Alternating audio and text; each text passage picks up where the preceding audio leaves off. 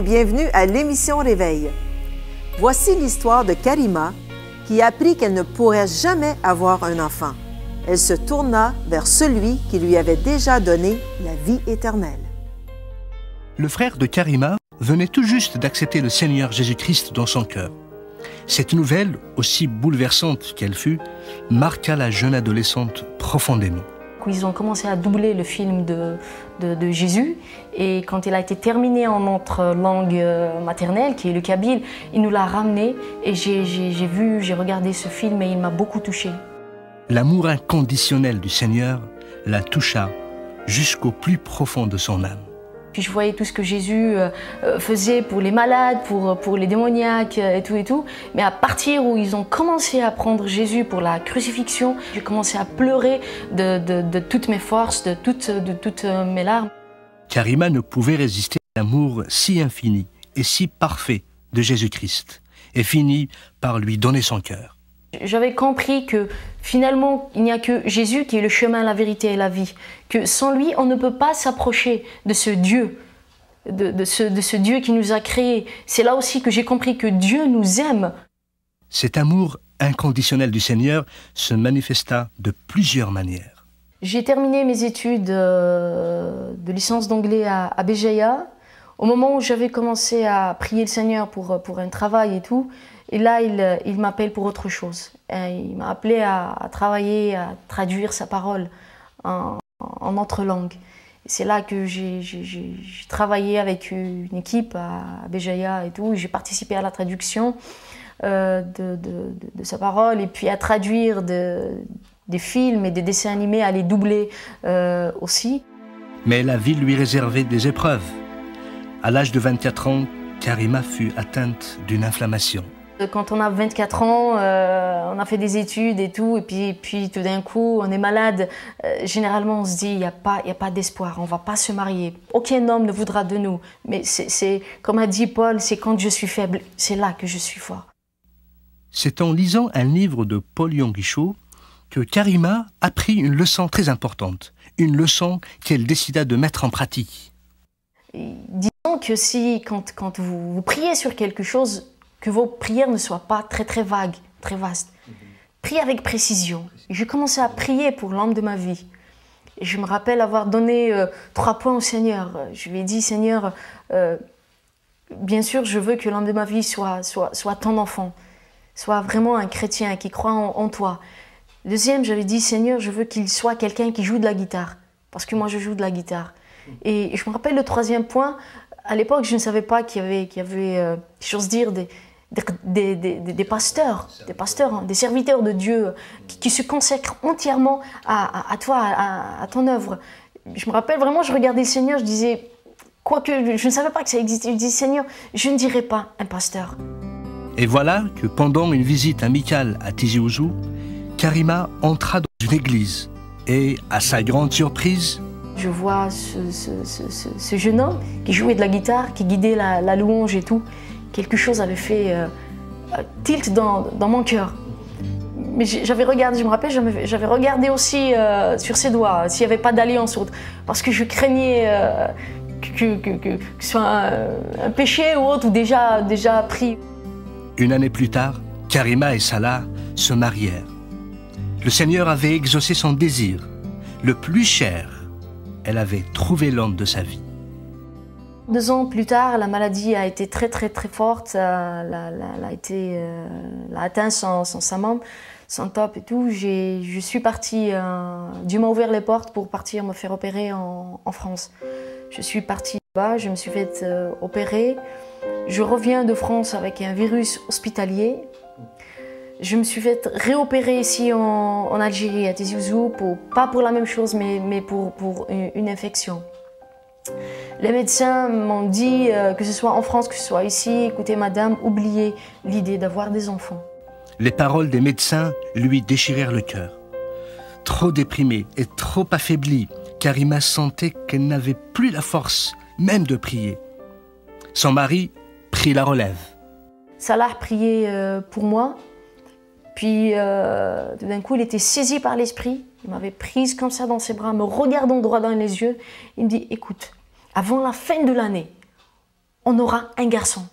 Cette prophétie fut confirmée peu de temps plus tard, suite à un appel téléphonique. Ce frère-là, il l'arrête. Il dit ça là, avant la fin de l'année, vous aurez un garçon. Puis ça, c'est comme Marie, quand elle avait entendu, quand Dieu, l'ange Gabriel, lui a dit, vous enfanterez un fils, elle avait gardé cela dans son cœur. Moi aussi, j'avais gardé cela dans mon cœur. Une année plus tard, et à sa grande joie, Karima eut un petit garçon qu'elle nomma Manassé. Un jour, je lisais dans Genèse 39 l'histoire de Joseph, quand il avait eu son fils, le premier fils qu'il avait appelé Manassé. Ce nom m'avait vraiment touché, vraiment dans le plus profondeur, mes profondeurs. Manassé veut dire Dieu m'a fait oublier mes souffrances. Non seulement mes souffrances, mais mes souffrances à moi et à mon mari. Mais les bénédictions du Seigneur ne s'arrêtent pas à ce point. Karima et Salah furent bénis d'un deuxième garçon, qu'ils appelèrent cette fois-ci Isaac. Pour Karima, Isaac et Manassé sont la preuve de l'amour éternel du Seigneur, qui dépasse toute compréhension. J'ai compris l'amour de Dieu. Dans une vie, on peut avoir des moments de joie. On le bénit, on le remercie, mais dans des moments d'épreuve, il est avec nous. Jésus-Christ, mon Jésus, il est mon sauveur. Il est celui qui m'a fait rapprocher de ce Dieu que je craignais. Parce que mes origines, on avait une peur bleue de ce Dieu. Mais avec Jésus, il m'a fait connaître ce Dieu d'amour, ce Dieu par lequel je peux m'approcher. M'approcher avec assurance. Même si j'ai péché, même si j'ai fait des erreurs, même si j'ai fait des fautes, je sais qu'à chaque fois que je m'approche de lui, il me pardonne. Il me renouvelle son amour, il me renouvelle sa grâce. Et ce que j'ai compris aussi, que sans ce Jésus, je ne peux pas m'approcher de Dieu. Ni mes œuvres, ni mon argent, ni ma connaissance, ni ma science, ne peuvent m'approcher de ce Dieu.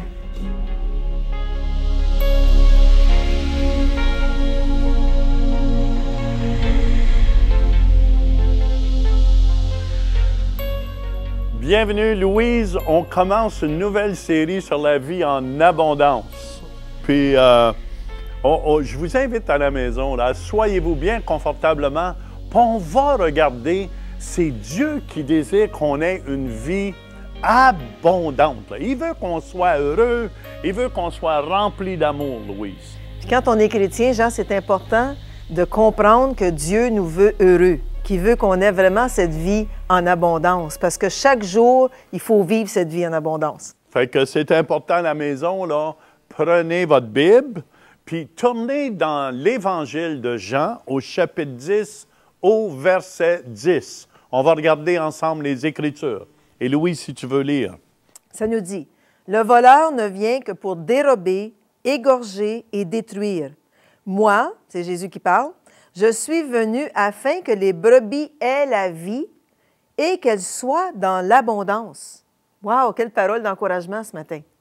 Amen. Ça veut dire, Jésus vient pour nous donner la vie et la vie en abondance. Ça veut dire, ce n'est pas une vie médiocre. C'est bien important là, de comprendre cela. Jésus ne vient pas nous donner une petite vie plate, ennuyante. C'est une vie remplie d'abondance, Louise. Puis le mot « vie » ici, Jean, ça vient du mot grec « zoé », qui veut dire « vie » dans le sens absolu, la vraie vie. Puis ça veut dire aussi la vie que le Père a en lui-même et qu'il a donnée au Fils. Alors c'est une vie divine, en d'autres mots. C'est la vie de Dieu. C'est comme le souffle de Dieu, le souffle zoé.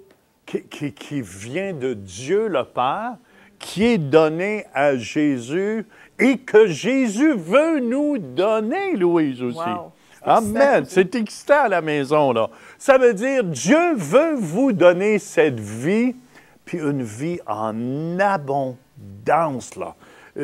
Une vie, cette vie zoé de Dieu. Amen. Qui est Dieu lui-même.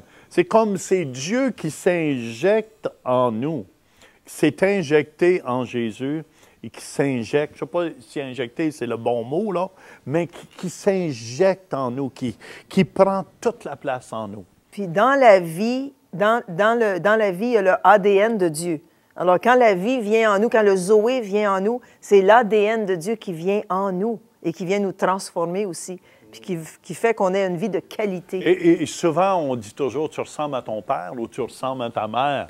Mais là, on commence à ressembler à Dieu.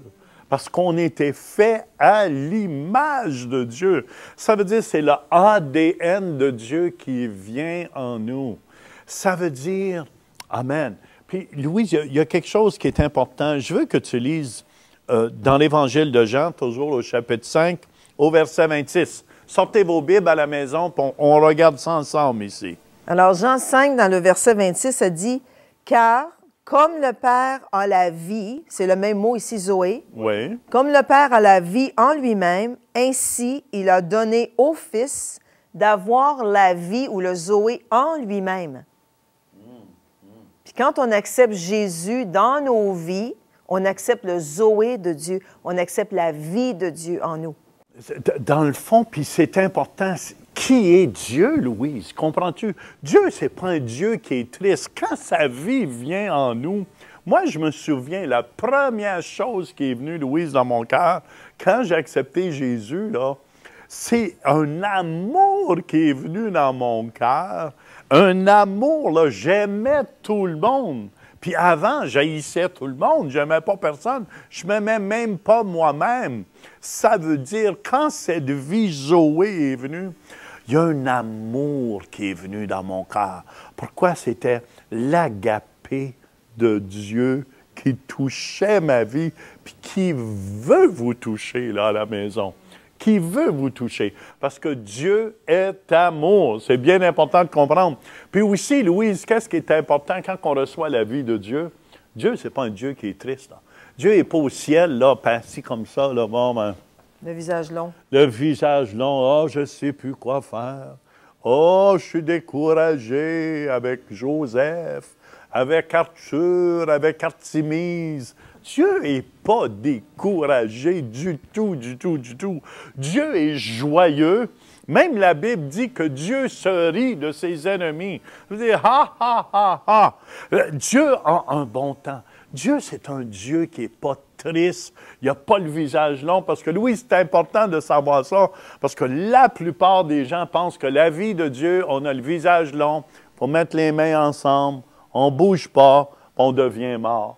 C'est pas ça le Zoé de Dieu. Non, la vie de Dieu, c'est toujours nouveau, c'est toujours, c'est rafraîchissant, c'est une vie d'abondance.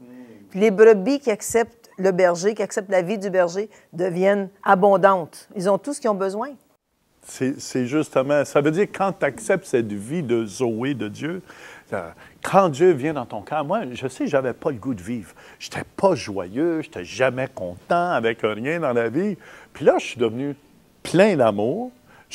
Mon cœur était rempli de joie, rempli de paix, une paix là, que personne n'a pu me donner sur la terre. Mais cette paix-là, Dieu veut vous la donner aujourd'hui à la maison. Là. Si vous désirez cette paix-là, pourquoi pas tout de suite ouvrez vos cœurs et dites, Dieu, je veux ta paix, le Zoé, cette paix qui vient du cœur de Dieu. Amen. Et Dieu nous dit qu'il nous donne la paix, pas comme le monde la donne, mais comme lui seul peut la donner. Il vous donne la paix aujourd'hui. C'est ça la vie de Dieu. C'est pas la haine, la colère, la critique tout le temps. Et c'est une vie en abondance. Wow! Puis, il faut réaliser aussi que quand la vie de Dieu vient en nous, qu'est-ce que ça fait? Ça vient transformer nos pensées. Ça vient transformer notre façon de voir les choses, notre façon de parler, notre façon d'agir, notre façon de communiquer avec les autres. Alors, ça fait toute une différence dans la vie d'un chrétien. Moi j'avais le goût de dire, Louise, à tout le monde que je les aimais. J'avais le goût d'arrêter le monde sur la rue et de lui dire « Hey, je t'aime! » Pourquoi vous ne feriez pas ça présentement? Tournez-vous vers celui qui est à votre droite ou à votre gauche, puis dites-leur que vous les aimez. Puis si vous êtes seul, mais dites « Hey, je t'aime, je t'apprécie, je t'aime. » Puis apprenons ce langage-là. C'est un langage céleste, Louise.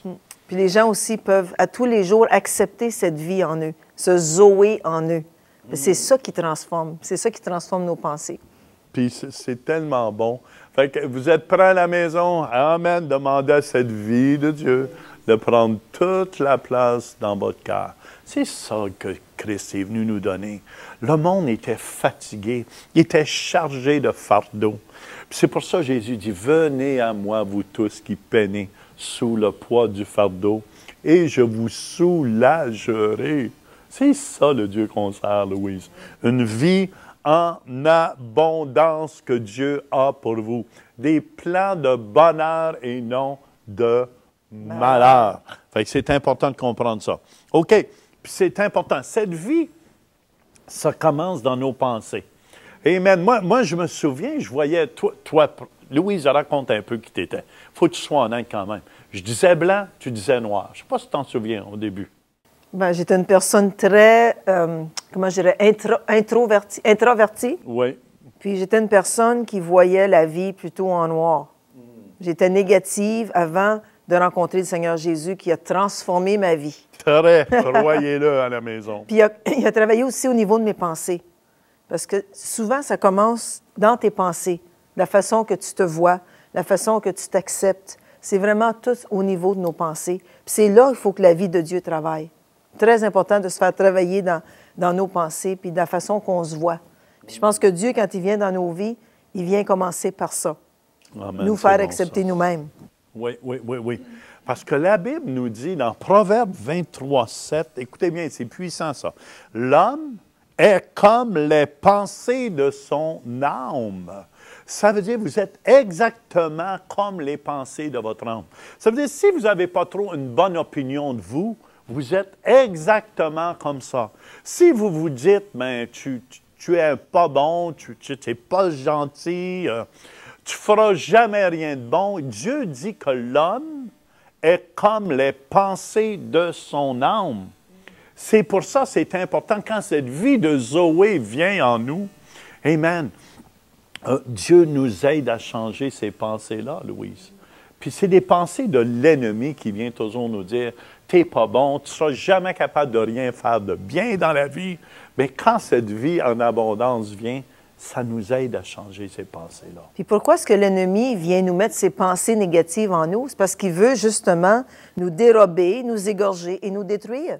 Parce qu'il ne veut pas qu'on ait cette vie en abondance. Il ne veut pas qu'on réalise, justement. Lui, son ouvrage, c'est de nous détruire, de dire non, tu n'as pas réussi, tu as failli.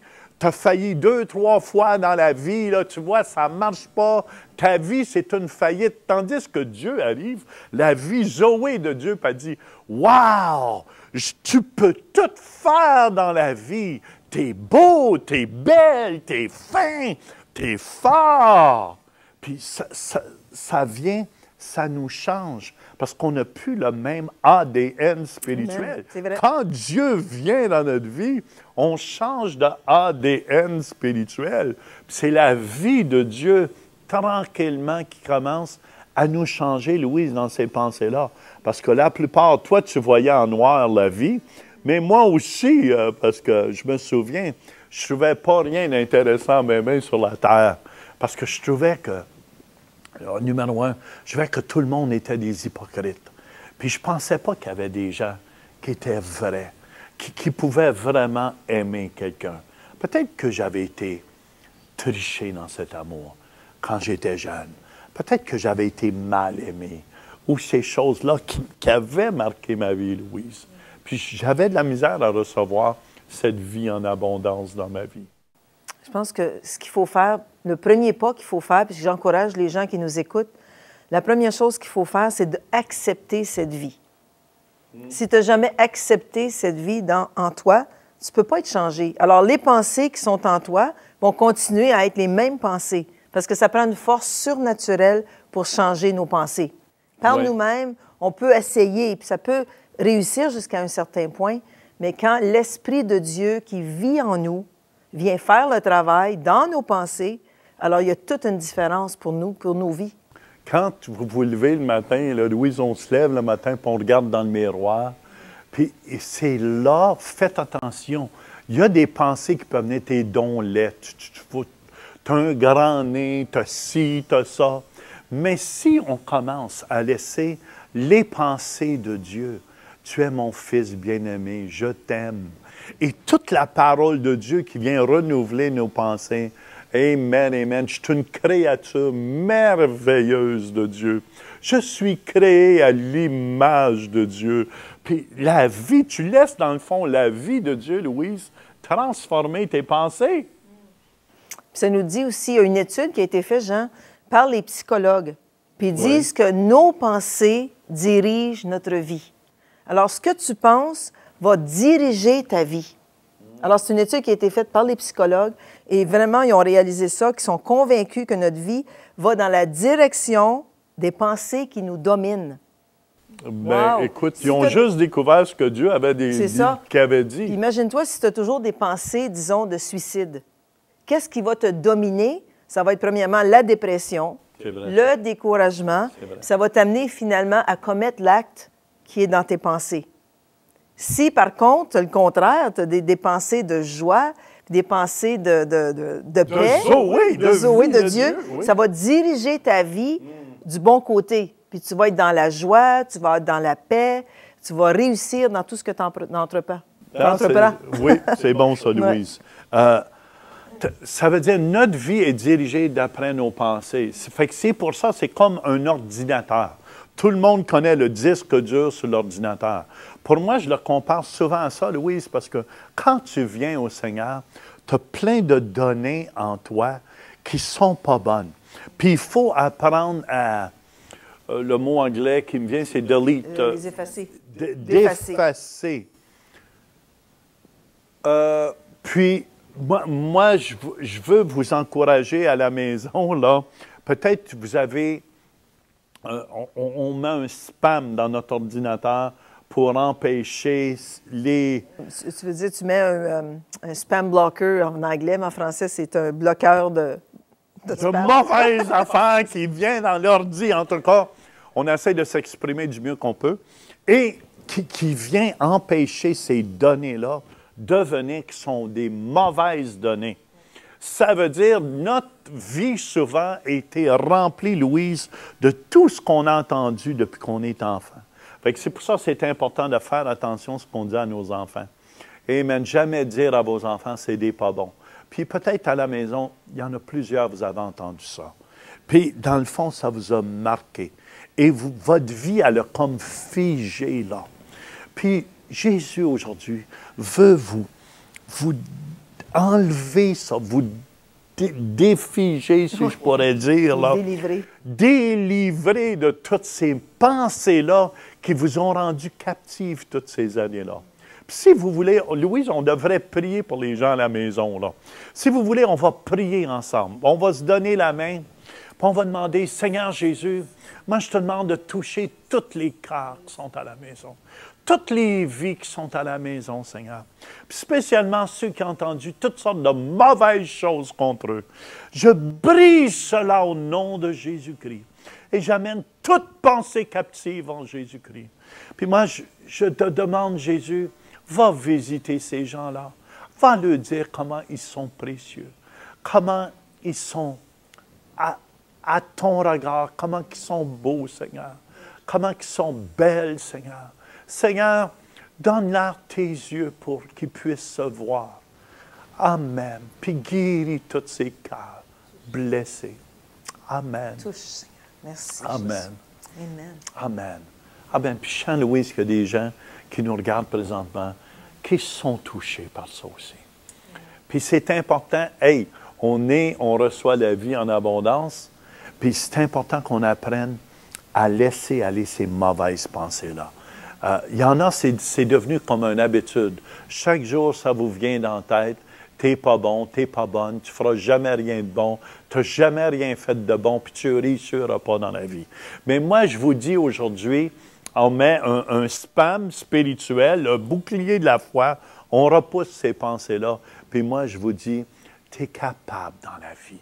Tu peux toutes choses par celui qui te fortifie. Et celui-là, c'est Jésus. Amen. Puis j'encourage les gens aussi à la maison de déclarer le contraire de ce qu'ils pensent. Si c'est quelque chose de négatif, j'encourage les gens à déclarer, à confesser de leur bouche Oui, le bon, contraire, ça, c'est bon.